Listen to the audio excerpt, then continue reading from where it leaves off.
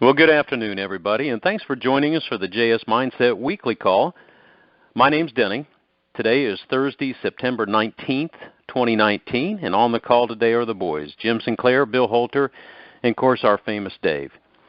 These last 3 days, the Federal Reserve appears to have lost not only its focus, it appears to have lost control. Today we're going to do a bit of exploration of how in the world the all-powerful Fed gets nutmegged to the point it has to resort to tactics it hasn't used for over 10 years.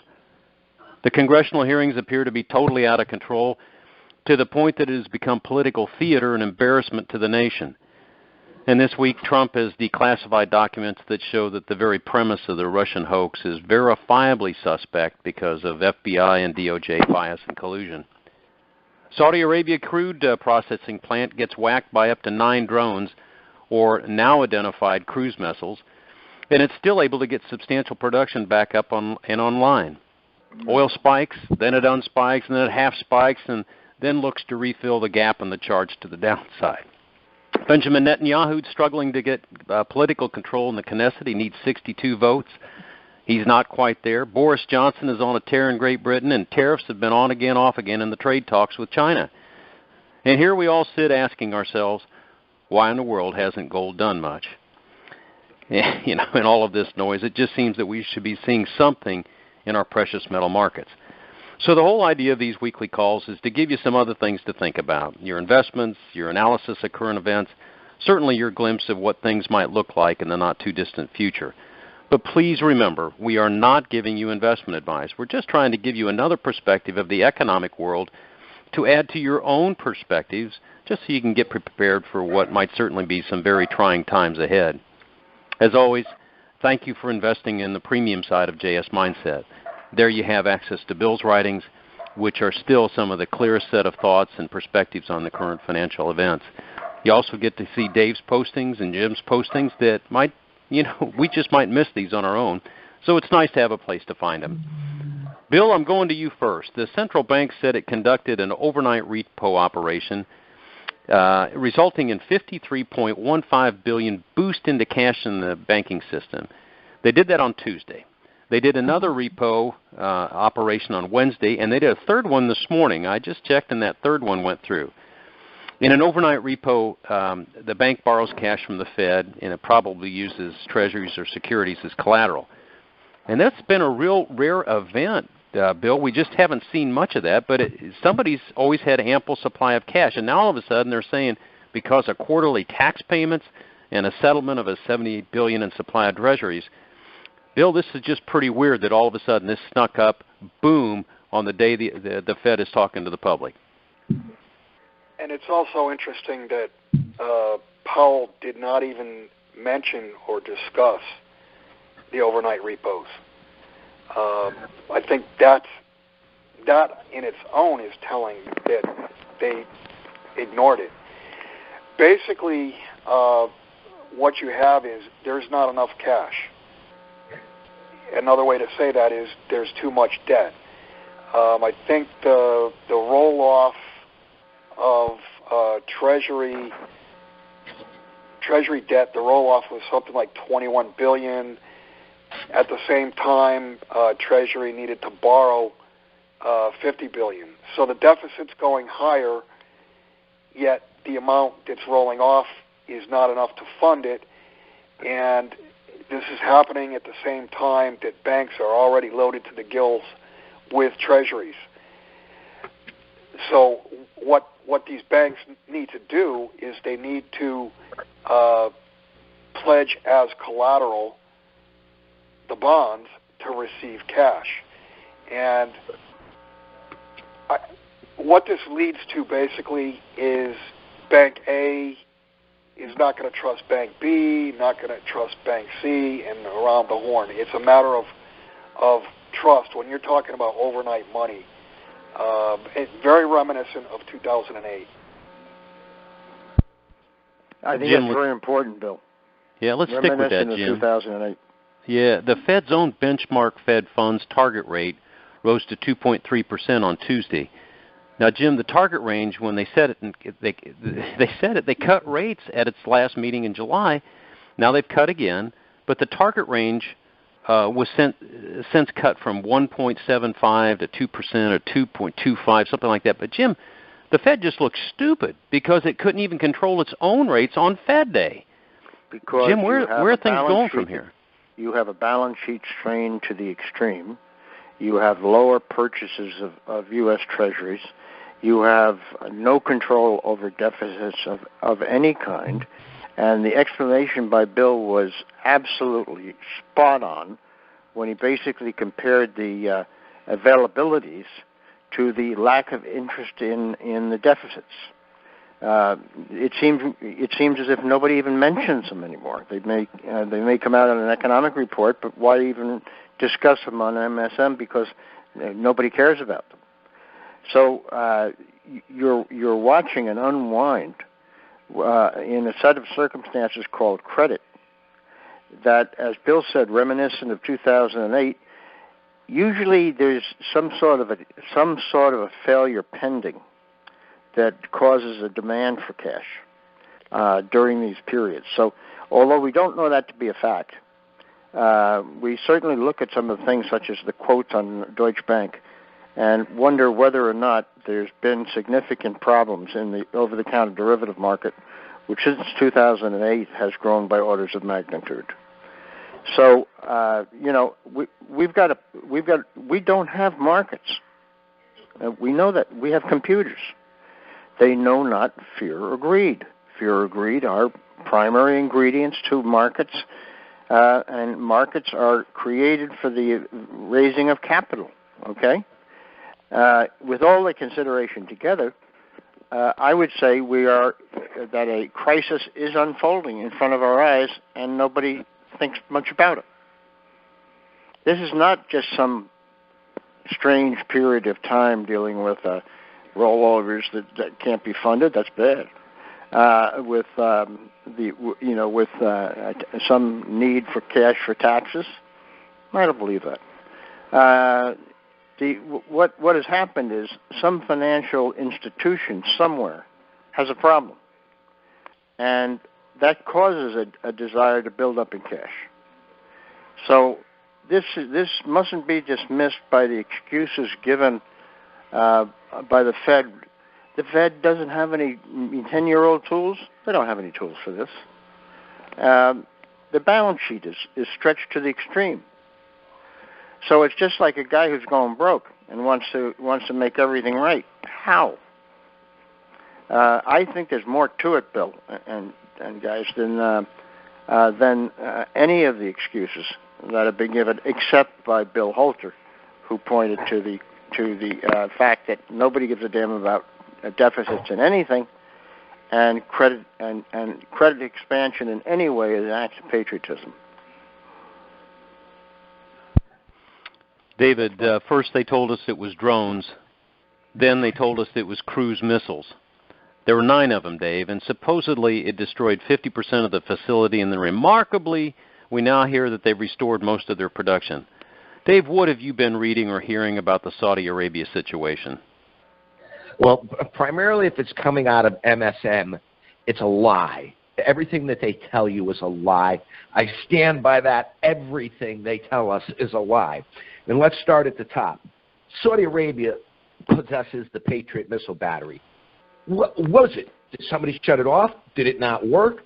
If there were a cruise missile shot, wouldn't there be a radar signature? Wouldn't we have, seen satellite footages of this?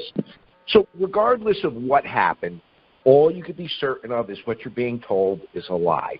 Donald Trump came out, we're locked and loaded. Locked and loaded for what? Anytime you want to start a war with Iran, we've gone through this. Israel will cease to exist as a country. Bahrain, where our 5th Fleet is located, will cease to exist.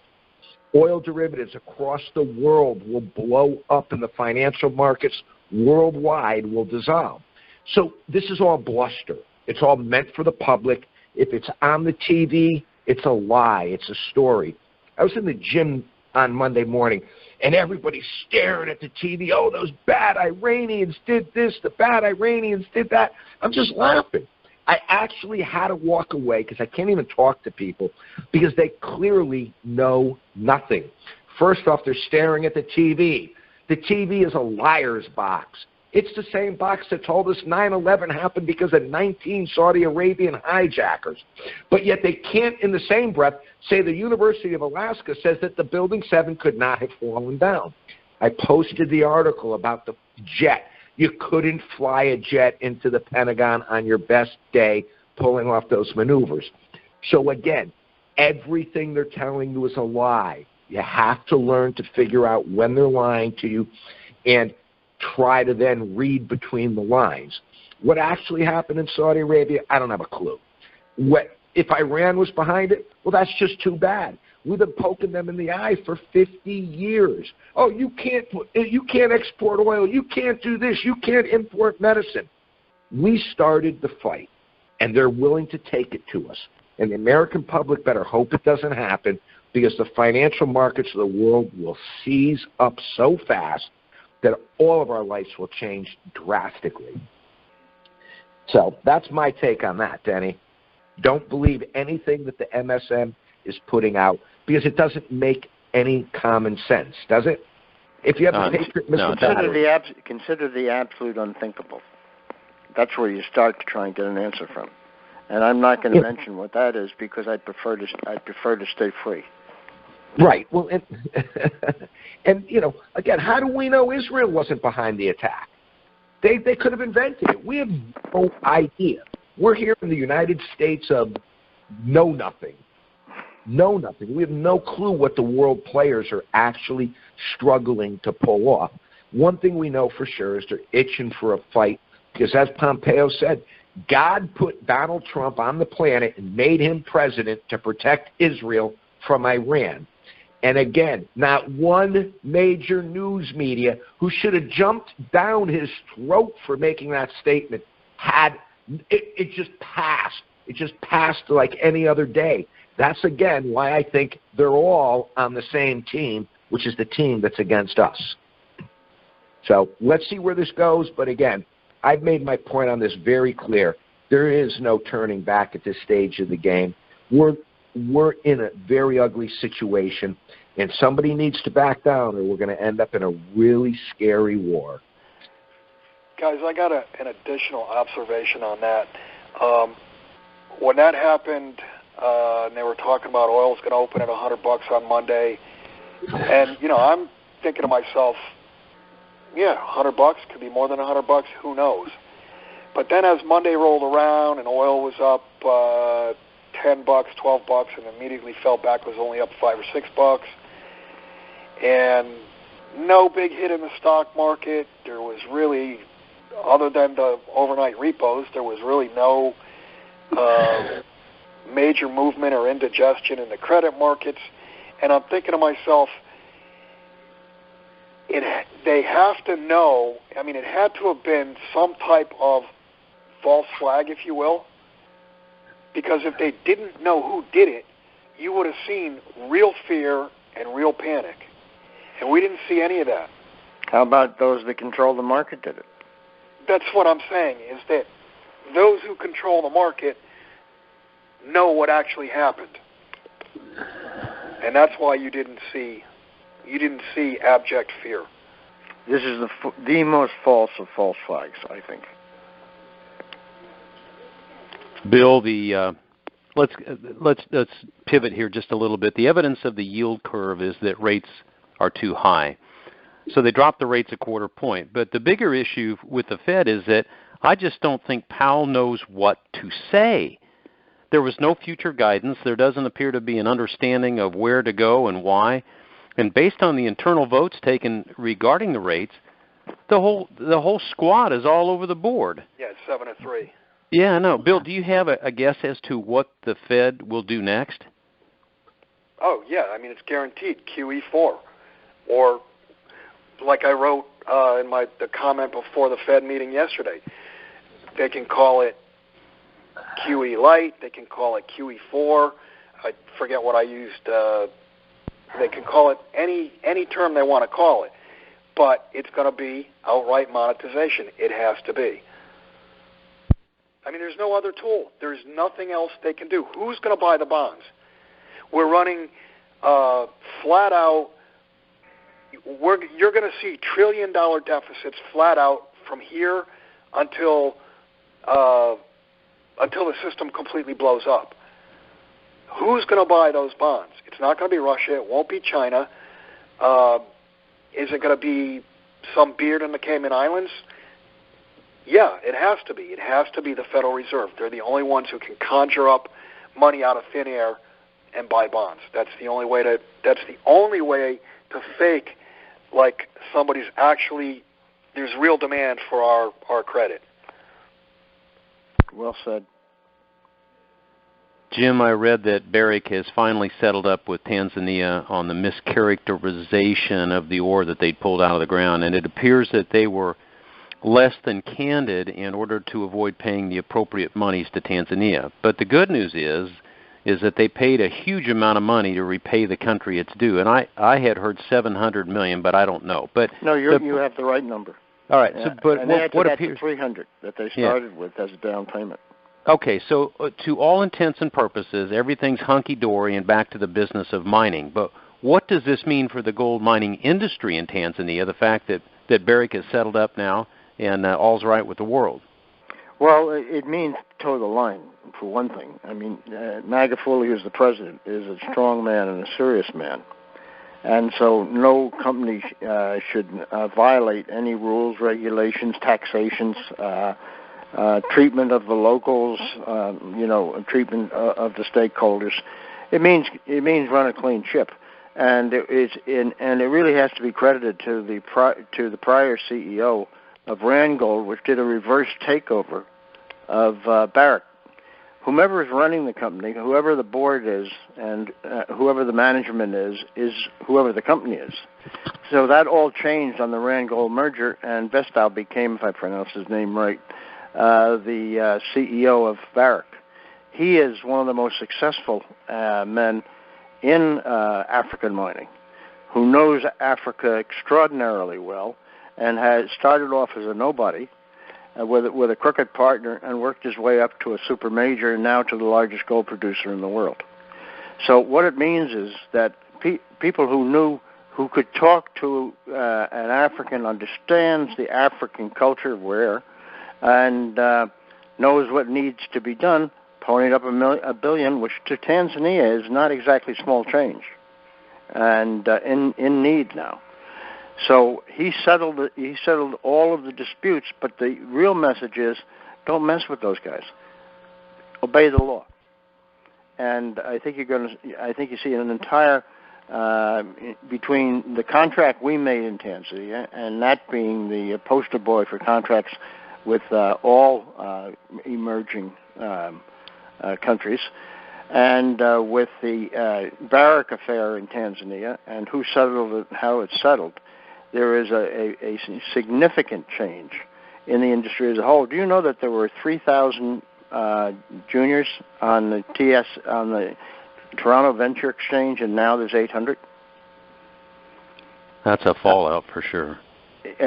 The message is there. The change is there. You're looking for people who run a clean business and understand clearly the culture of the people they're working with, who have a history of, and he does, of respect for where they are, and that doesn't exist in the industry. This is it. The last bastion of colonialism was mining. It's got big meaning. Dave, let's do another pivot here. In Israel, the politics of the Knesset and the government in Israel is just crazy. There's 9 different parties. I think they need 62 seats in the Knesset to control. So if somebody wins, Netanyahu, I think, controls 32 seats. He's got to make deals with some people, but he's really struggling to get a consensus government in Israel. And Israel is probably our only real ally in the Middle East. Dave, what do you think the fallout would be if the leadership changes in Israel? Will there be a big movement here? No, I really don't think you're going to see much.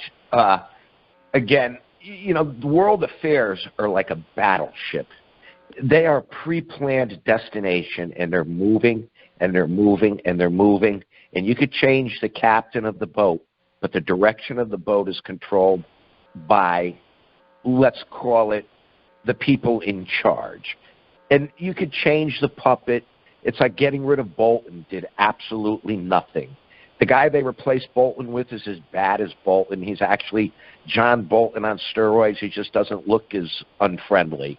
But when we look at the leaderships of these countries that are, let's say, in the Western fold, like France, what really changed now that Macron is in from when Sarkozy was there? I mean, Sarkozy was a crook. Everybody knows he was a crook. You know, he was involved in the Libyan thing up to his ears. The fact that Macron is in now really hasn't changed anything. And let's go to England. So now we have Boris Johnson, and we're still playing this Brexit game. Do it and get it over with, or don't do it. But to go over years and years and years of charades, you know, it just entertains the public. It distracts the public. It allows you to divide and conquer the public. And I think that's what you'll see in Israel, just more of the same. What's going on in Israel has been going on in Israel since the Rothschilds were gifted the land for Israel to be on. And if you get into who's behind the gold rigging, well, I'm going to say it's the same family. And as we talk about Israel and gold rigging, you know, you can't stop thinking about everything is rigged. As you said, gold, you know, I have a friend who for 10 years has told me, gold can't get out of its way no matter what's happening. When's it going to happen? And I would say, gold's rigged. It's rigged, and until the rig is up or the riggers decide to go long, nothing's going to change. And that's how I view politics. Right now, everything is rigged, and they could change the puppet in Israel, but I really don't see anything changing there. Unfortunately, we're stuck in this mess. The people running the world are a mess, and this is exactly what they planned, and this is what we've got. So we can see what happens, but I'm not looking for any big change. I don't know about the other two guys in this conversation. There's no disagreement here at all. Well, Bill, let's talk about this. You had an article this week about the press and the population of the country being brainwashed, and it was just coincidence at the same time the latest smear job of Kavanaugh took place in the New York Times. Same day. How funny. The same day. Yeah, you're pretty good. What I'm struck by, however, is that the press also protects those who rig the metals markets. We got the news about Michael Nowak, the J.P. Morgan Chase manager director and the head of the bank's precious metals desk on the global basis. And he's also just happens to be a board member of the London Bullion Market Association. What a shock. He's been indicted and charged by the U.S. Department of Justice with manipulating the price of precious metals. Bill, I don't think the population can even recognize evil anymore. It's crazy time, Bill. Well, this is going to be interesting to see how firm the DOJ is, whether they actually really press this and convict the guy, or whether it's like Dave's talking about, whether it's all for show. Is it going to be another John Corzine moment where they had him dead to rights of stealing client money? Right, and he walked away. And he walked away. And, never did any jail time. And, the other takeaway from that story is J.P. Morgan has said that, that culture came from Bear Stearns. So if you connect the dots, Bear Stearns failed and was taken over by J.P. Morgan in 2008. So what they're saying is the gold market was rigged well before 2008. Well, I guess there's no surprise. Yeah, I see. Yeah, and the GATA folks, Bill Murphy, they've sworn that this has been going on for more than 20 years, so I guess I'm not surprised here. 1996, I think, is when it first started. The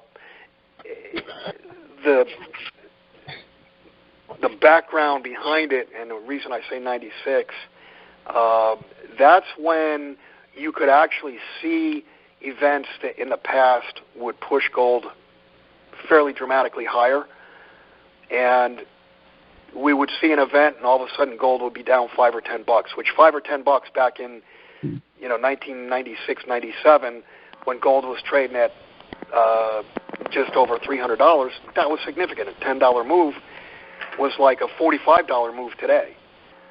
It was 3%. So it goes back to 96. It goes back to Robert Rubin as treasurer with his strong dollar policy. Well, how do you make a strong dollar policy if you have a crappy dollar? You shoot gold in the forehead, and you point to the price of gold and you say, see, the dollar's better. Gold is bad, dollar good. And of course, where did Rubin come from? He was the chairman of Goldman Sachs. Rubin was chairman of Goldman or Citicorp. He was one of the bankers, was he not? Yes. Okay. Jim, I had a friend share some Wall Street folklore, and I said, I know the guy I can run this by. There is a guarantee known for authentication of signatures known as a medallion signature guarantee, and it's like a notary signature guarantee on steroids. So I'm told that in the history of Wall Street, that a seat on the exchange was done by purchasing a medallion, similar like a taxicab medallion, and that the normal course of business with other seat holders in the exchange, it was a matter of honor to pledge that medallion or pledge the authenticity that should a client leave one and go to the other, the guy says, I promise you he came to me, I didn't, get your guy, and hence the term medallion signature guarantee. So if somebody broke honor, he lost his medallion on the seat. Now, Jim, I'm struck by the lack of humanization in the markets right now. You said earlier, there is no fear, there's no greed, there's probably no honor. You're the old Wall Streeter. What do you think? You've absolutely explained the real institution and beginning of signature guarantee. Of course, that doesn't exist anymore. And the signature guarantee right now is generally required when you have a paper certificate and you sign a limited power in order to turn the certificate into cash when sold. And a signature guarantee is required to say, yeah, that's Jim Sinclair, and that's what the certificate says, so it's all okay. All of these things that began years and years ago with real people behind it, real honor and cash down, is exactly the same as what happened with the COMEX contract. Very recently, all of your paper exchanges have joined or become public corporations.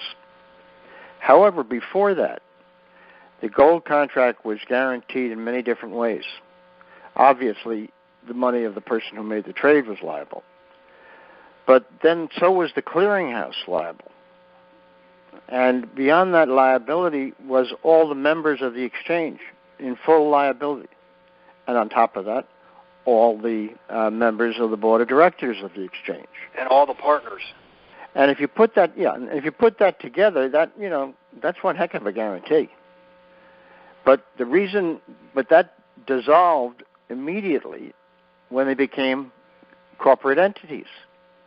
That guarantee just went poof, leaving your commodity contracts as all without a guarantor.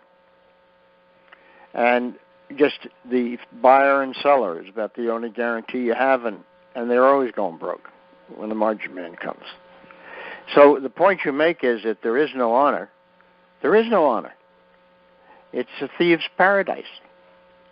It's an area where I won't sign a contract that two lawyers haven't read, and I consider both of them dumb. And there is no guarantee. It is loaded with brigands and thieves. Nobody cares. This is a dark age, and the battle is between light and darkness. I rather hope light wins, and we are voices for light. Truth to be known. I've been trying to ask you all questions based on... Let me just add one thing to that. Let me give you a timeline on it. All right. The corporatization of Wall Street really took effect in the year 1970. That's when you had a lot of the old partnerships went public. And the reason I bring this up is because what happened the following year? We went off the gold standard. On the gold standard, exactly. Right. So 1970, 1971 is when a firm, someone's word was a firm bond. That was the beginning of the end. That was the beginning of the swamp filling up. I've been trying to ask you all questions to make the case for gold. We all believe in gold, but I want to give listeners a different perspective. Dave, I'd like your take on something here.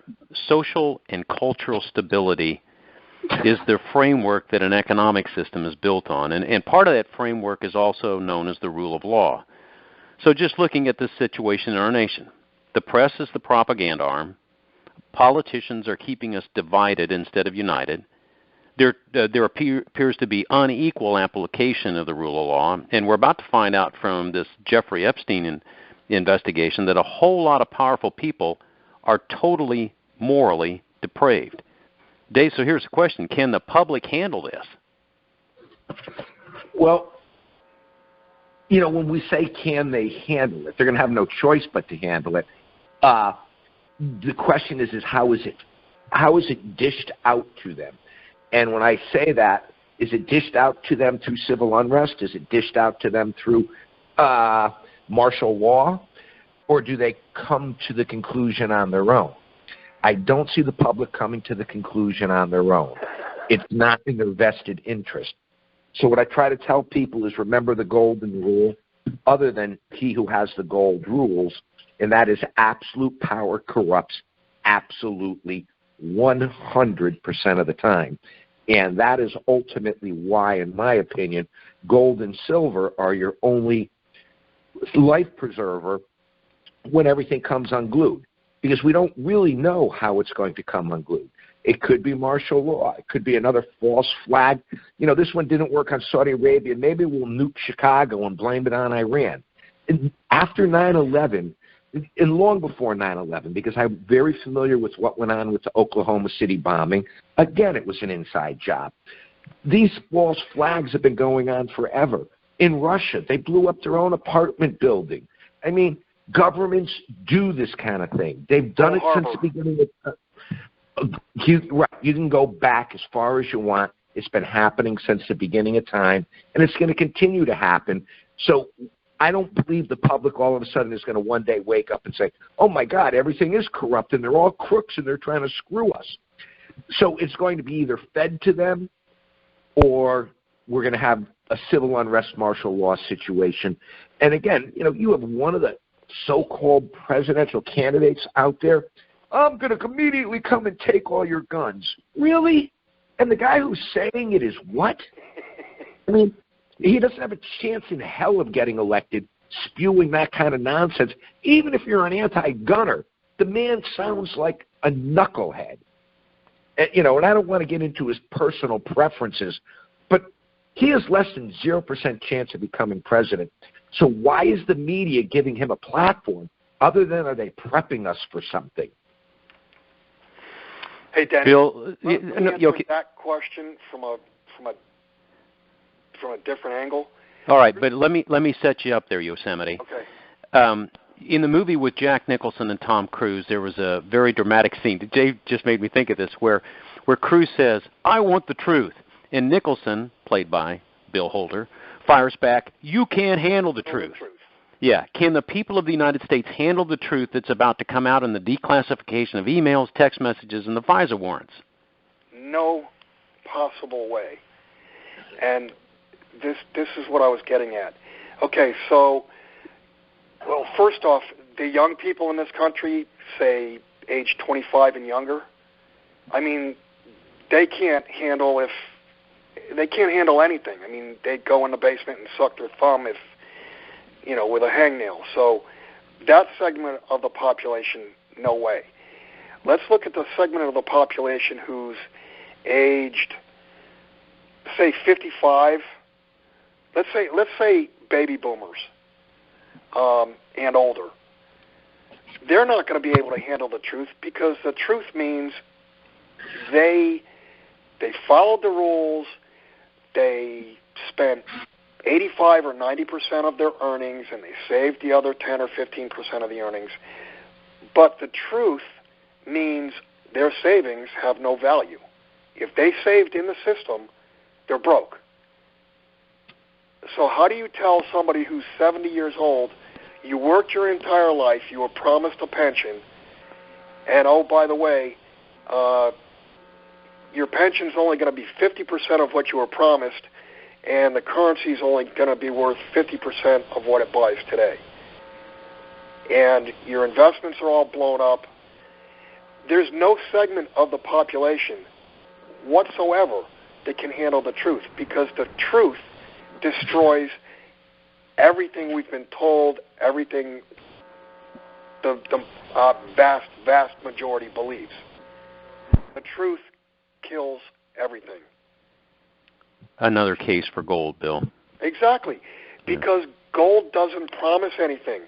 Gold, the only thing a gold coin is, or a gold bar, or silver, or whatever, it's proof, it's verification of capital, labor, and equipment already used to create that coin. It doesn't promise anything in the future. All it is verification of capital, deployed in the past to create that coin. I don't know if I explained that. Yeah, you did good. I've got three more. A mouthful. Yeah, I got three more questions, one for each with you. I'm going to start with Dave here. Dave, there are three worlds when it comes to borrowing: bank to people with money, and bank to people with no money. So at the top of the pyramid, it's bank to bank. In the middle of the pyramid, it's bank to those who have money, and then the big base is the bank to people with no money. Now, there are probably a lot of subsets here, and I'm missing them, but just go with me, Dave. Credit card rates for paying within terms are in the high teens right now, for credit card. I mean, we're talking 18, 19%. And penalty rates, Dave, are nearing 30%. I am struck by who is paying the baggage for the debts of America. It is everyday man, the people that are using their credit cards just to sustain life, Dave. As I said, they're coming for all of us, and that is how they're doing it. The debt is like a yoke on our neck. And again, we're running $1 trillion debt a year as a country, and God knows how many trillions and trillions and trillions and trillions of unfunded liabilities there are. So back to Bill's point, the public can't handle the truth because the truth will mean that the whole system that they have believed in has been nothing but a lie since the beginning. So it's going to be much easier to cover it up with a false flag than ever say that we screwed you. But as you said, they've been screwed. And look no farther than the interest rates the public's paying on their credit cards. And what's the outstanding credit card debt? What's the outstanding student loan debt?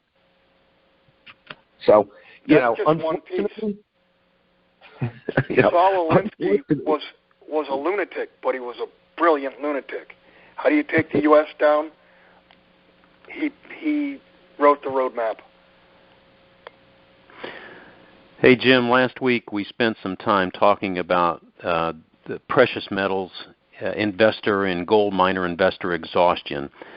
And I thought you guys did a great job to reassure the regular precious metal investors about what's taking place. But we got some new news. Well, it's not new news, but what's taking place with the big investors such as Ray Dalio and Mark Mobius, or Jim, these billionaires are clearly focusing on the metals now. And should that not be a good bellwether for us as regular investors? If for those that are interested in or have a precious metals position, certainly. But let's get back to the point. There is no market. There is no retail. There are computers. Okay? So you're looking at the action of a computer whose algorithm is not logged onto the gold price. If the algorithm, as written, will find its way to that, but only when momentum enters into the field, which it started mid last month. We can't analyze markets we can't analyze prices as indications of truth. They aren't. Truth comes from the interaction of people through fear and greed. That is the price. That is the metrics of price determination. So they've changed the metrics of price determination to fit the narrative that you're getting on your major media outlets. All of that hangs together for a certain period of time until disbelief, as was pointed out by in today's conversation, overcomes propaganda. So in looking at metals, what was said today by Bill and by David and by yourself, and I hope I added something to it, should explain to you the reason why for precious metals, which should go even further towards those that have it or are considering having it, in giving them comfort and again, the need for patience in a major cultural, economic, social, and political change. That's what we're talking about, aren't we? Is very high. When it happens, it's an overnight situation. Reset 1, reset 2, and it will, and that is the curtain onto the stage on which gold and silver stand as the standards that maintain the value and worth of all the work, investment that you've made into this life, that you would hopefully will take care of you when you're less physically and mentally able in your old age. It certainly isn't the pension of the Teamsters that it would take care of the Teamsters. It's not. It's no pension is safe at the present time. Pensioners are the most endangered species on the planet. The most endangered species on the planet is on 2 legs, not 4. And what we're trying to do is throw a little bit of light into people's understanding that what they've been guaranteed as being the foundation of the future is not. And we've suggested and are suggesting that the foundation has changed. And that should not be ignored. We do know what we're talking about. And within the field, we know more of it than most people do, if not everyone. And the need to understand the fact that false flags are all over the place. We may have just seen the most false of the false. If you destroyed half an oil field, you don't come back to full production in a day and a half. What you do is you suck your reserves into production and call it production. That means you're draining out the oil reserves that you have, as we are here, and as Saudi Arabia, and claiming it to be production. A total lie. They got creamed, and who did it? Might have done it to themselves, but I have an idea who did it, and I'll be doggone if I'll tell you. That's my answer. Hey, Denny. Bill? Let me just add to that. You mentioned, there are billionaires that are buying gold. I'm not going to say who it was. I spoke directly with a multi-billionaire back in 2017. I spoke to him regarding supplying gold for his hedge fund. And in essence, the conversation was, I'm an idiot because I suggested to him that the ways that he believed he was hedging his hedge fund with gold, there's no gold. I mean, he talked about COMEX, he talked about GLD, he talked about all these different paper varieties, but not physical gold. So just because they're a billionaire and just because they say they're buying gold doesn't mean they're smart and doesn't mean they own any real metal. Yeah, And I don't know mix this up firsthand. brains and money. Sometimes the things that make us successful in life make us sitting ducks for real investors, and maybe that's what you're trying to say. They Yes. think they know, but they don't. Yeah.